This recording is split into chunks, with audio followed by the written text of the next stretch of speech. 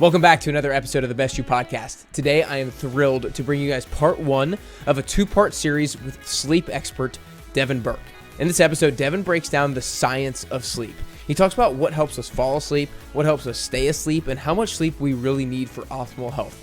We'll explore the ideal balance between REM sleep and deep sleep. We'll explore the role of your circadian rhythm and how melatonin plays a role in regulating your sleep patterns.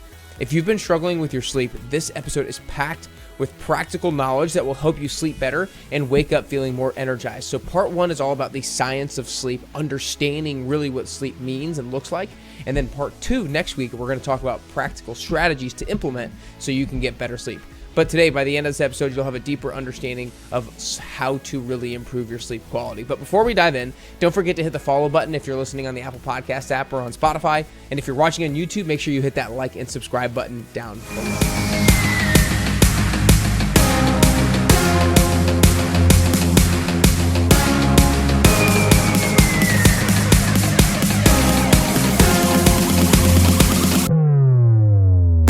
All right, what's up, everybody, and welcome back to the Best You Podcast. Today, I am super excited, and you guys are very fortunate, as am I, to be joined by the one and only Devin Burke. Devin is a sleep expert, founder of Sleep Science Academy, where he helps people and coaches people on how they can actually get better sleep. And I know so many of you guys who are listening to this podcast are suffering from a lack of sleep. Either you can't fall asleep, you don't stay asleep, or your kids are waking you up in the middle of the night. You know, there's a whole host of reasons why sleep is, we're not getting the right amount of sleep, and therefore it's hindering our ability to become the best version of ourselves in multiple areas of our life. So Devin, the way that I want to start today is just by having you kind of maybe break down what an ideal night of sleep looks like. What is the ideal architecture of sleep? Like, how many hours is it?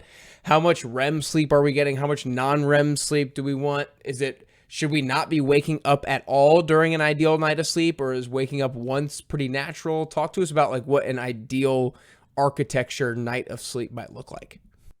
Yeah, I appreciate the question, and it changes throughout our life. So really, there's not a certain amount of hours that sort of work for everyone. The National Sleep Foundation recommends between 7 to 8 hours. Some people can get away with a little bit less. Some people need more. And that depends on a lot of factors. It depends on your stress level. It depends on your age, depends on your gender, it depends on your genetics. So there's a lot of factors that affect how much sleep we need. And again, that actually, our sleep patterns and architecture changes with the seasons even. So even for somebody in 1 year, in the winter, people tend to need a little bit more sleep. In the summer, people tend to need a little bit less sleep or get a little bit less sleep. So it's constantly changing. But generally speaking, we want to go through 4 to 5 cycles of sleep. And a cycle of sleep usually for most people lasts about 90 minutes. And actually, believe it or not, most of us at the end of a cycle are coming out of sleep. So there's different stages of sleep, stage 1, 2, 3, 4. And so throughout that 90-minute cycle, we're going into these different stages of sleep. And oftentimes we're coming out of sleep and then falling back into sleep. And sometimes we're conscious of that. A lot of times we're not conscious of it, but that's happening about every 90 minutes. We're going, light sleep into deeper stages of sleep, into REM sleep, coming back into, light sleep. And generally for most people, as far as, when they're getting certain stages of sleep, the first half of the night, so the first 2 cycles, is when most people get most of their deep delta sleep. And that's really important for physical recovery. That's really important for, a lot of reasons. There's a lot that happens in that delta sleep. And then it's the fourth quarter, or the last 2 cycles before someone wakes up, that most people get most of their REM sleep. And that's why when you wake up, sometimes you remember your dreams. It's because during REM sleep, that's when we're dreaming. That's when we're working out the emotional trauma of the day. That's when short-term memory is getting shuttled to long-term storage. There's a lot that happens in each of these different stages, but generally speaking, it's like we're the bookends of our cycles. We get most of the deep sleep in the beginning of the night, most of the deeper REM sleep in the early morning hours, and then somewhere in between, we're fluctuating throughout the night. Gotcha. So let's kind of continue on in the first half we're getting our deep delta sleep. In the fourth quarter, we're getting a lot of our REM sleep, and you mentioned a few of the benefits.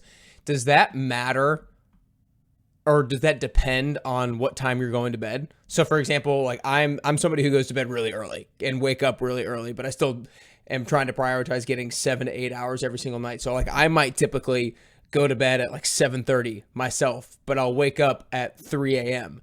Like, am I going, and so it's like 7.5 hours. Is my sleep architecture going to look different if I went to bed at 10 and then woke up at 5:30? Great question. So it really depends on there's something called chronobiology or chronotypes. So most people are familiar with like a night owl or a morning lark, but there's actually several different types of chronotypes. Ideally, where you know your chronotype, and you're kind of meeting your chronotype, you're honoring what your chronotype is telling you. And you can think of your chronotype as like your sleep genetics, right? So for certain people, if you're going against your sleep genetics, it could, you could see that in your sleep architecture. You might not get the highest quality sleep that you could get. Not to say that you're not going to get quality sleep. We're talking like real optimization here. So first, you're most likely somebody that is like, there's Dr. Michael Bruce talks about there's four types. There's a bear, there's a lion, there's a wolf, and there's a dolphin. And each type kind of has a certain sleep schedule that would be ideal for them. So for you, if somebody that goes to bed so early, you're definitely you have a stronger chronotype. You're probably like, a lion. I'll take being a lion. Yeah, I'm a bear. So, this is the work of Dr. Michael Bruce. He wrote a book called The Power of One, really interesting book on chronobiology. So if you were somebody, let's say that you were a bear, but you were going to sleep like you were a lion. Like for me, that's if I try to go to sleep at, what time did you say to go to sleep? 7:30. Yeah, like there's no way that's happening. There's just no way. My bedtime usually is like 10:15. For some people, their bedtime is 12 o'clock, and that's natural and that's healthy and that's normal. So really it's a matter of just understanding what your body wants, what that natural rhythm is for you, and then honoring it. And that's where you're going to get the highest amount of sleep and the best quality sleep. I've always been interested. A lot of people so I'm a fitness trainer and nutrition coach, and I coach people, and some classes that I teach are at 5 a.m., some are at 6 a.m., some are at 10 a.m. And, a lot of people will tell me that I'm just not a morning person. And then sometimes people say that, but then because of their schedule, they start working out at 5 a.m. and they absolutely love it. And they actually find that they like it and it's not as hard for them. So I guess my question is how much of your true chronotype is nature versus nurture? Like, is everybody definitely like born into one, or can you kind of like, if you really want to, kind of transition into a different one? You can. I mean, there's a debate about that. I think to a point, right? So to a point. So it's kind of like you can swim up a river, but it's not ideal, right? It's more ideal to swim downstream. That's kind of what it would be like. You can do it. You can totally swim up a river. I mean, a lot of people swim up rivers. It's a little bit more challenging, but your body's super adaptable. It really is. So if you're not a morning person, but you want to become a morning person, you can slowly start to adapt that, but you might never be as much of a morning person as someone else who's a true morning person, if that makes sense. Yeah, that makes sense for sure. So part of it's like just accepting, hey, like, I'm not Shaquille O'Neal. I'm not like whatever 6'8", I'm 5'11". That's what I am, so it's part of that is also just kind of accepting, hey, these are the cards I'm dealt. Let me try to play them as best I can. Yeah. I know that you said like sleep architecture is basically going to change throughout your life. Generally speaking, we're going to probably sleeping more as we're younger, and we have less ability to sleep as we get older. But I want to kind of like frame up maybe somebody who's, late 20s or 30 to maybe 50 years old. And I know there's probably going to be some variability within there, but talk to us about, I want to kind of dive into the non-REM sleep and REM sleep, both like kind of like how much of each of those should we be looking for, both from a amount of time perspective, or potentially if it's more useful to think about it as a percentage of overall sleep perspective.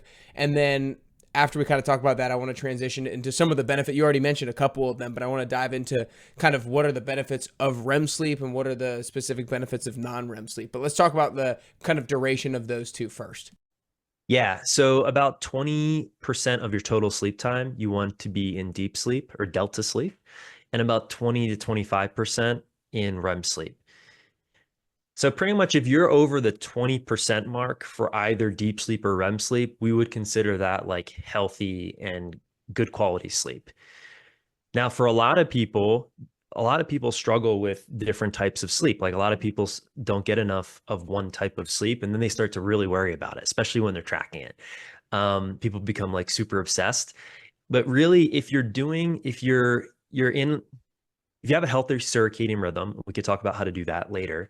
How to really connect to your natural rhythms and help increase sleep quality. Your body's going to give you what you need unless you're doing something that's going to interfere with it, like eating too late at night, drinking caffeine, consuming too much alcohol. Then of course there's those things get in the way of these deeper stages of sleep, and each kind of affects a different sleep in a different way.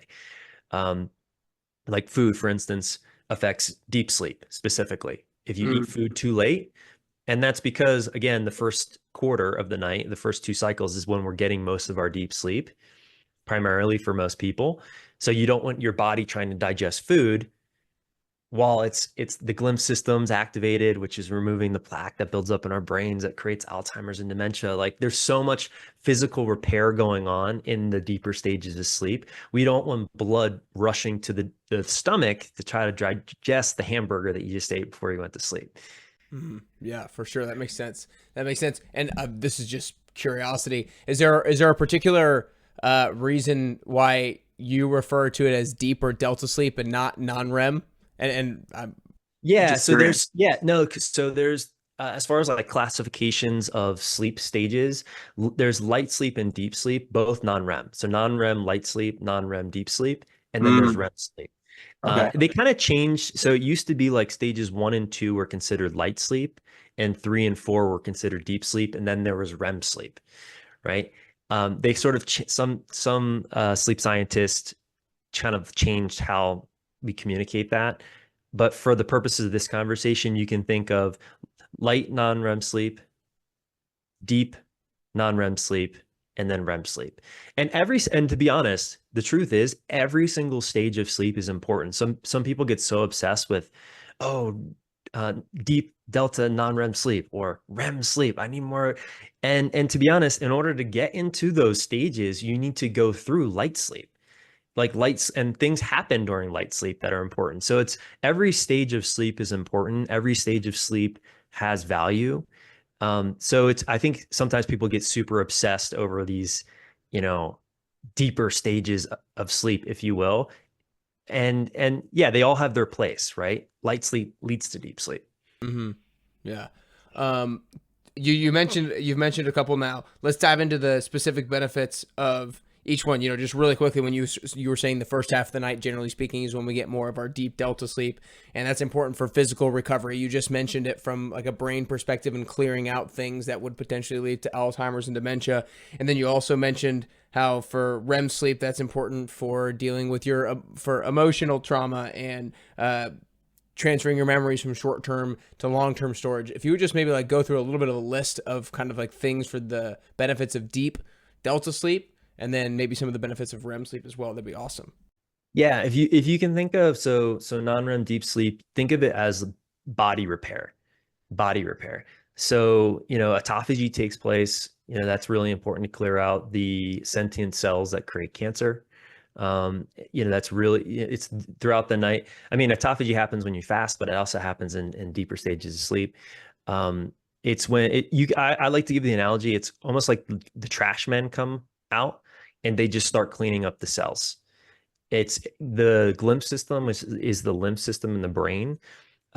There's like a wash that sort of washes over your brain and removes all of the plaque and all of the damaged cells in your brain during that stage, which is amazing.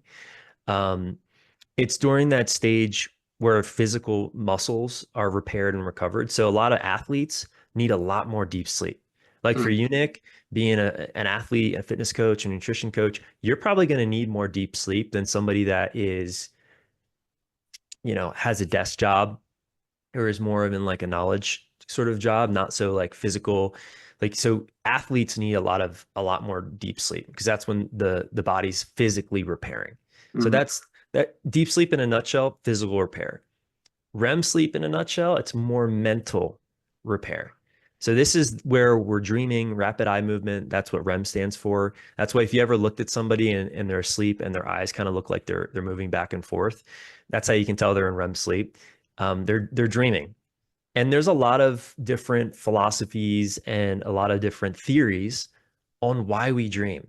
We actually don't know. There's just theories. I ascribe to the theory that we are working through emotional traumas through our dreams. You know, Mm. there's dream therapists, there's all kinds of fun dream sleep experts that are out there. Um, but it's dreaming is really important. It's important for memory. It's important for creativity. It's important for our emotional health, and that's dreaming takes place during REM sleep. Also, that's when the short-term memory again gets shuttled to long-term storage. So it's really important for our mental health and our memory. And there's a lot of studies that show that teenagers that have to wake up early because school starts early, it really affects their ability to learn and to remember. Um, so yeah, you can think of REM sleep more as memory, deep sleep more as body repair. Mm. Like you said, there's probably, it's almost probably going to be impossible to ever exactly know the science of dreaming and why people dream certain things and everything like that. But is there any either speculation or science that you know of that some people seem to be able to very vividly remember their dreams? Like my fiance, for example, she can like always wake up and tell me exactly what she dreamt. I'm like, I might be able to give you bits and pieces and maybe a couple of the people that were in my dreams, but I can't give you very much at all. And is there any kind of science as to why somebody might be able to have vivid dreams that they can remember versus somebody who doesn't? Yeah, it's really interesting. So there's something called lucid dreaming, where it's actually I don't know if sure if you ever seen the movie Inception I with have. Leonardo DiCaprio. So yeah, so lucid dreaming is you become aware that you're in a dream. And there's a small percentage of the population that naturally lucids dreams. And I think there's also a percentage of the population that just naturally has a really good memory of their dreams. You can actually train yourself to remember your dreams. There's different things and techniques and tools. You can train yourself to lucid dream. You can also train yourself to remember your dreams. So Wow. it is, some people just naturally do it. And then there are techniques and things that you can do to actually, if you're like, hey, like I really want to remember my dreams because I think they're interesting and that's just something you desire. You can train yourself to do it. But again, like there's certain people are just naturally, I don't know the reason why, but they naturally just remember their dreams very vividly. And obviously your fiance is one of them. Yeah. So a dream journal is something that people have talked about that can help if you're somebody that doesn't remember your dreams and you want to. Like dream journaling is a way of like as soon as you wake up, you just there's all these different processes and things. I'm not an expert on this, so I'm not going to speak to it too much, but there's a lot of things you could do in order to like really dive into your dreams. Yeah. It's funny as you're saying that. I'm like, I'm not sure if I do want to remember my dreams or don't. Anyways. You know what's interesting? So about lucid dreaming, so they've done some studies on lucid dreamers.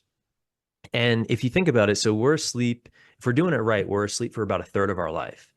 But if you're lucid dreaming, meaning you're conscious while you're asleep, you're actually you have more time like being conscious in your life, which I thought was really, I'm like, that's really interesting to think about. Like that's kind of Yeah. far out. That would motivate me. That would motivate me to train myself to be able to do lucid dreaming because that I love just the idea of like being conscious more regularly. Yeah, exactly. But Yeah. they did find unfortunately there is a cost to lucid dreaming. You don't get into the deep. They found that lucid dreamers don't always get into the deeper stages of sleep Hmm. because you're kind of like doing things in your dreams. You're flying and you're, doing whatever people do when they're in their Yeah. dream, Yeah, right? for So sure. it's kind of Fascinating. interesting. Fascinating for sure. I want you to kind of dive into a little bit of the science around like how our body works when it comes to sleep, like things like the circadian rhythm, like how the circadian rhythm works, and then we can kind of dive into melatonin and how melatonin works, and then kind of sleep pressure as well, and adenosine. But let's start with circadian rhythm. Talk to us a little bit about how our circadian rhythm works, because I think the knowledge of it is important, so that when we get into part 2 of this episode, we can dive into be like, okay, this is what we should do so that our circadian rhythm is, optimized or in line or whatnot. So let's just kind of dive into circadian rhythm to start. Yeah. So the suprachiasmatic nucleus, that's a big word, is like the master clock. So every cell in our body actually has like a clock. And is on a rhythm. So for some people, maybe you have to go to the bathroom around the same time every day, right? We wake up usually around the same time every day. We usually get sleepy around the same time every day. These are all signs that we have a healthy circadian rhythm. And all a circadian rhythm is just our body's timing, right? Timing for different things, timing for releasing certain hormones like melatonin or testosterone or cortisol. So everything in our bodies on a clock, and everything sort of gets on that clock released and timed for the purposes of our thriving and surviving. And so for most of us have disrupted circadian rhythm because we're indoors. Most people are indoors 93% of their life, literally. It's crazy. I just read that statistic. I was like, that's insane. We're bombarded with different types of light at, not optimal times, which kind of confuses our circadian rhythm. And we're actually not, like, being disconnected. This sounds like a hippie thing, but being disconnected from the Earth's magnetic field actually disrupts our circadian rhythm. There's real science around this. It's called grounding or earthing. Yep. And the Earth has a certain frequency. And when science has shown that when we're disconnected from that frequency, our bodies start to, do strange things, like not be able to sleep. And inflammation increases and stress increases. So literally putting your feet on the ground is one of the strategies to help kind of looking at the sun rising, the sun setting. I'm sure we'll get more into this in later in our conversation, but these are things that help the circadian clock stay dialed, if you will. Yeah, that's awesome. That's awesome. So basically it's the suprachiasmatic nucleus. That's our body clock, where we want to make sure that it's regulated, and kind of like we want to make sure it has a routine, so that it is kind of communicating to our body like, hey, at certain times of the day, this is what we're supposed to be doing. Yeah, you can think of it. I like to give it's like a grandfather clock. Like every cell is a clock, and then you have like this big clock that kind of sets the timing for all the other clocks. And that is important. You want, timing of certain things, hormones being released at certain times. Like that's what is supportive to our well-being and our ability to actually perform and function on the planet. Okay, gotcha. All right, let's dive into the next part, the melatonin. How does melatonin factor in when it comes to sleep, and what is it? Yeah, so melatonin is a hormone, and you can think of it like sometimes referred to as like the vampire hormone or the sleep hormone. But melatonin sets the clock for our body to know that it's time to sleep. And so it's a lot of people actually supplement with melatonin. I'm not a big fan of that because our body naturally produces it, and why not just support your body's ability to produce enough of it so that you get to sleep. But how melatonin is released is there's cells in our eyes, and it's through lighting. So when the sun starts to set, there's little cells in our eyes that trigger, hey, it's time to turn on the melatonin faucet and set the timing of now it's time to, to wind down. Now it's time to sleep. Gotcha. So basically, what's melatonin look like throughout the day? Is it kind of like, does it fluctuate throughout the day, or is it just simply kind of like when the sun starts to set and our eyes recognize that dimming of the light, if you will, it starts to turn on that faucet? Does it have any other role throughout the day? Yeah, I mean, so melatonin is actually an amazing antioxidant. So if there's other reasons why people use melatonin, like to supplement with melatonin, but yeah, it's like all of our hormones are on a circadian rhythm. Like, so for instance, like cortisol is highest in the morning. You have cortisol in your system all day long, but it's highest as soon as you wake up because that's what pulls you out of sleep. And same with melatonin. Melatonin is floating around in our bodies, but it really gets turned on towards the end of the day with that light trigger to then have the body be prepared for sleep. Gotcha. And explain this to me. I think that I've heard before that melatonin is, like you said, it kind of lets your body know it's time to sleep. But I've also heard that mechanistically, it doesn't necessarily do anything to help you fall asleep. Is that correct, or is that accurate? Talk to me about that. Yeah, so there was a meta-analysis about melatonin. The meta-analysis is just like the study of all studies, right? That showed that melatonin actually doesn't help us fall or stay asleep. It's really there to help set the timing. So that's why it's effective if you're, for instance, if you're crossing time zones, supplementing with melatonin can be really helpful because it kind of helps set the time for that new time zone versus if you're using it because you have trouble falling asleep or staying asleep, it's not really going to help you fall asleep faster or stay asleep. It's really just it's like a Zeitgeber, they call it. It's like it's like a clock setter, if you will. So it doesn't really it's not really effective according to the meta-analysis on it as far as using it to improve sleep for somebody that's really struggling with falling or staying asleep. Yeah, it's funny. A lot of people, I feel like it's the biggest supplement that people use when it comes to falling asleep or just getting better sleep. And then some people will say that it did help, and it's hard to know whether or not it's just placebo or whether or not they did other things that they maybe just weren't really aware of that they changed that helped them fall asleep. But it's funny how a lot of people supplement with it when it's maybe not even really doing anything. Yeah, I mean the placebo effect is massive. Yeah.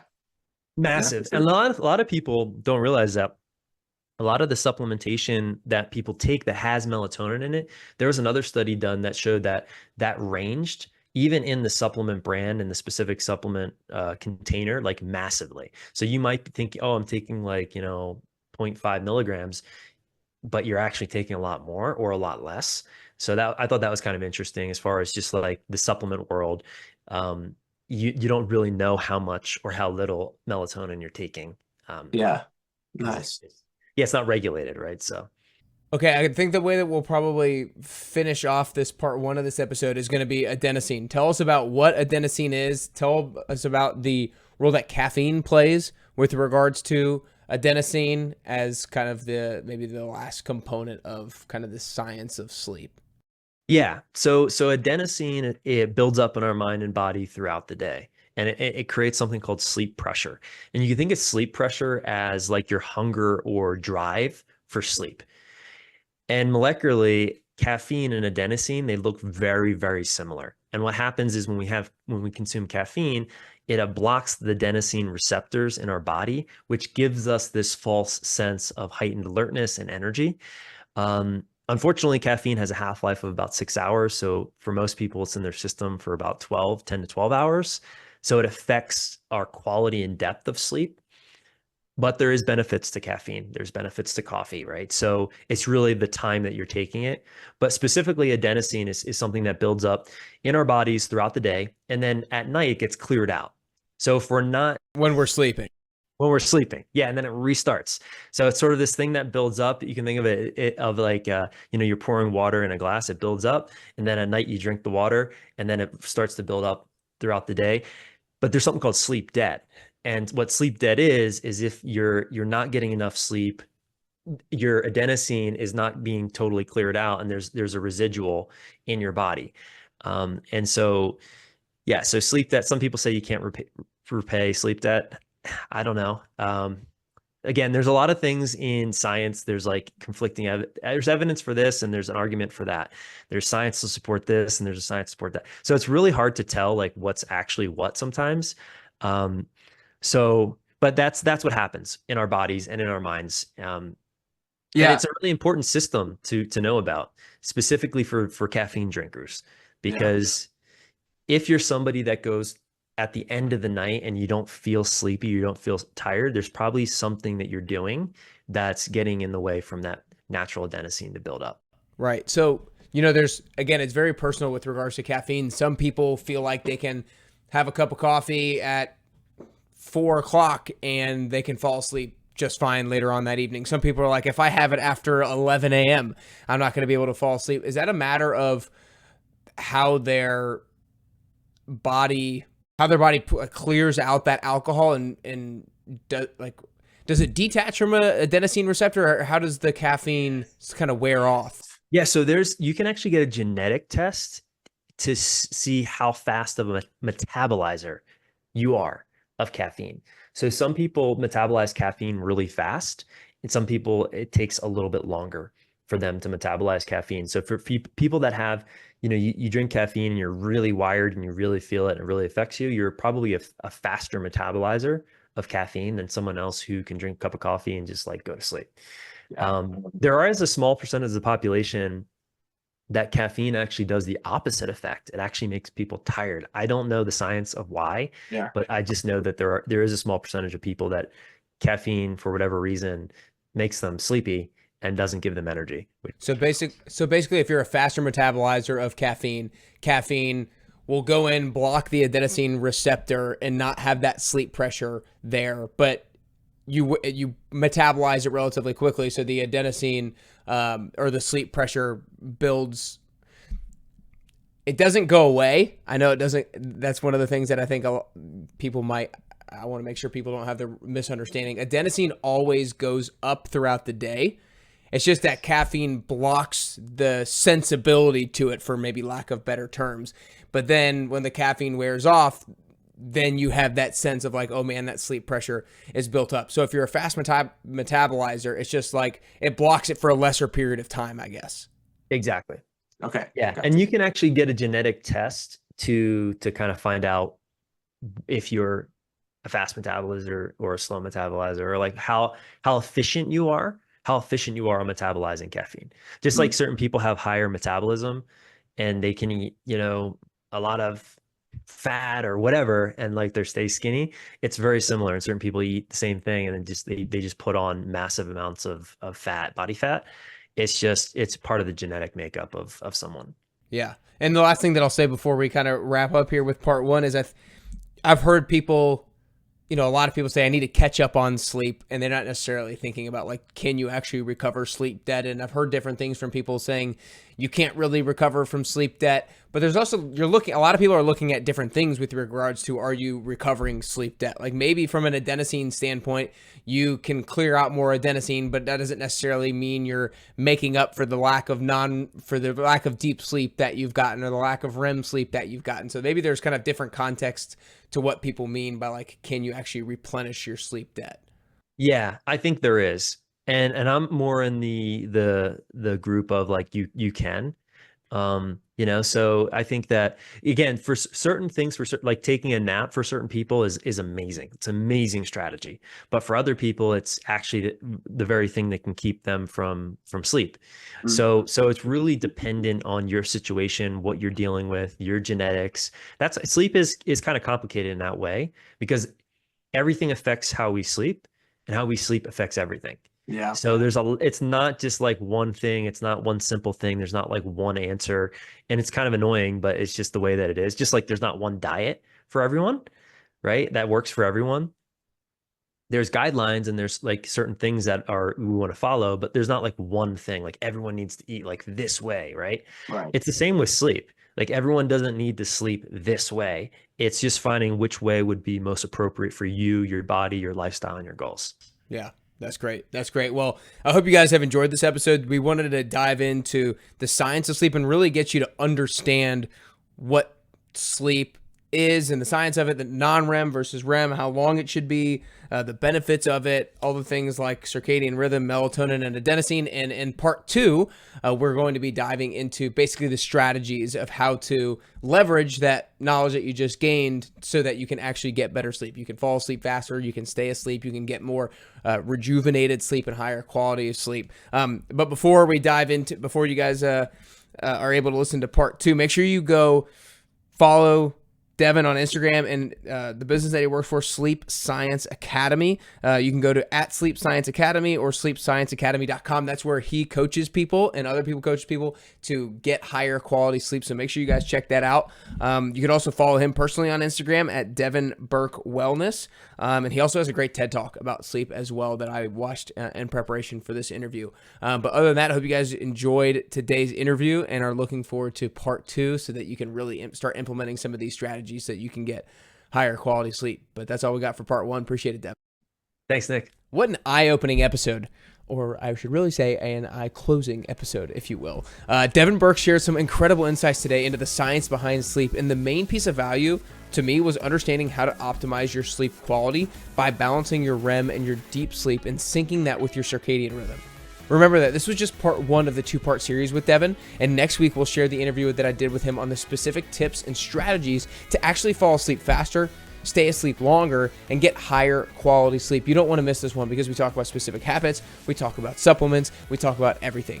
But before we wrap up today, don't forget to hit that follow button on the Apple Podcast app or on Spotify. And if you're watching on YouTube, make sure you hit the like and subscribe button down below so you don't miss any of the jam-packed value episodes that we have coming up.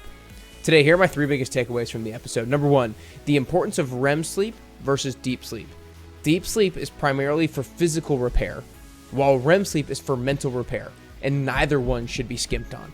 Number 2, circadian rhythm. Understanding that we have this internal body clock that communicates to your body when it's time to go to bed and when it's time to wake up.